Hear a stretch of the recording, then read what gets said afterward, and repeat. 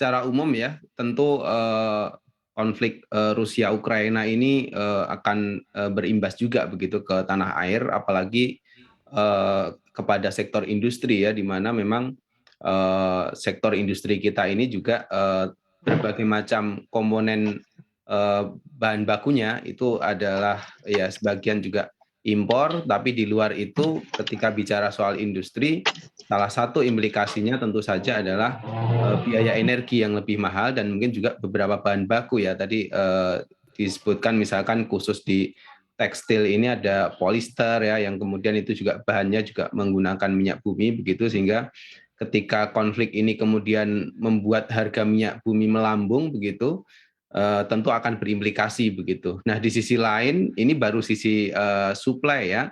Di sisi permintaan atau demand itu juga akan berimplikasi begitu Mbak Syarifah ya, terutama permintaan kepada produk industri itu sendiri begitu, karena kalau kita lihat data makronya ya, ekonomi kita belum pulih ya, sebetulnya sudah mulai dalam tahap pemulihan tetapi belum sepenuhnya pulih seperti 2019 begitu, seperti sebelum pandemi. Terutama juga pada sisi daya beli ya, daya belinya belum kembali seperti semula begitu, sehingga ketika kemudian industri sudah mengalami pukulan ya akibat perang ini, di sisi lain juga daya beli belum pulih, maka ini tentu juga akan membuat kinerja industri yang kalau dari sisi tekstil memang secara tahunan ya masih negatif begitu ya, ini kemudian akan terpukul lagi begitu oleh situasi sekarang begitu Mbak Syarifah. Oke, tadi Anda katakan dari sisi supply begitu ada dua faktor utama, yaitu adalah di satu sisi harga energi yang juga terus merangkak naik, dan di sisi lain juga kita ketahui bahwa tadi bahan baku juga harganya terus melambung tinggi. Nah, ini kira-kira yang akan paling berdampak kepada sektor ataupun juga industri tekstil kita ini kira-kira yang mana, Pak? Ya, kalau melihat dari kompleksitasnya mungkin nanti Pak Retma bisa menambahkan juga ya dari sisi industri. Tapi kalau kita lihat secara makronya ya, terutama dari bahan baku ini begitu ya.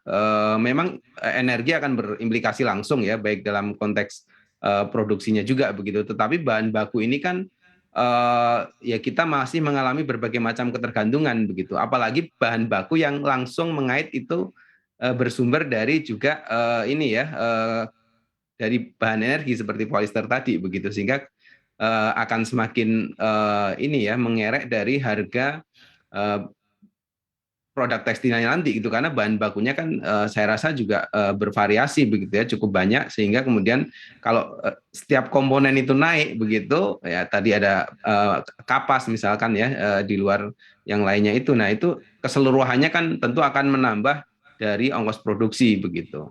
Ketika mau jual lebih mahal, problemnya tadi ya di sisi demand ada daya beli yang belum pulih begitu. Oke, nah kemudian yang menjadi tantangan juga bagi industri tekstil di tanah air kita ketahui adalah gempuran impor begitu ya dari negara-negara seperti China salah satunya. Nah, dengan kondisi seperti ini, Anda sendiri melihatnya seperti apa sih? Apakah memang akan semakin tertekan begitu, atau justru di sini bisa dijadikan momen untuk industri tekstil di dalam negeri kita bisa lebih bangkit begitu, Pak? Oke, kekhawatiran yang terutama ya dalam konteks perang Rusia Ukraina ini sebetulnya kalau kami melihat bukan dampak langsungnya begitu, tetapi justru adalah dampak tidak langsungnya ya. Kalau Indonesia dengan Rusia dan dengan Ukraina sebetulnya hubungan dagangnya masih relatif kecil begitu, kecuali untuk beberapa komoditas ya, kebetulan ini di luar tekstil yang konteksnya begitu. Nah, tetapi yang tidak langsung artinya misalkan Rusia dengan China, yaitu hubungannya erat begitu ya, ekspor impornya, terus kemudian juga dengan beberapa negara lain. Nah, sementara kita itu juga punya keterkaitan tidak langsung kan, karena ekspor utama kita salah satunya juga ke China dan juga ke beberapa negara ya, baik di Eropa ataupun juga Amerika.